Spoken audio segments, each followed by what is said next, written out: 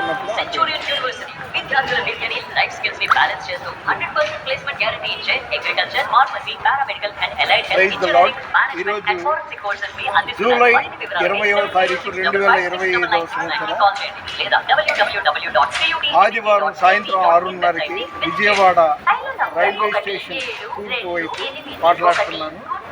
ఈ సోషల్ మీడియాలో ఒక మాట వస్తుంది, దినకరన్ గారు ఇలాగా, అది పిడి సుందరరావు గారి వీడియో మీరు చూడండి, మీకు అర్థం అవుతుంది. నువ్వు ఏ కులం అయినా ఏ మతం అయినా వీఆర్ ఇండియన్స్, మనం దేవుని వైపు చూడాలి. నువ్వు ఫలానా దేవుడు అనుకున్నావు అనుకో మొక్కు, నేను ఫలానా జీసస్ అనుకున్నాను మొక్కుతాను, నువ్వు అల్లా అనుకున్నావా మొక్కు. అంతేగాని ఈ అక్కడ సోది చెప్తారు, అక్కడేమో వాళ్ళు హీలింగ్ చేస్తారు, ఇవన్నీ వద్దండి, మనకు ఉండకూడదు. ఎందుకంటే మనిషిని దేవుడు క్రియేట్ చేశాడు కానీ మనిషి దేవుడిని క్రియేట్ చేయలేదు.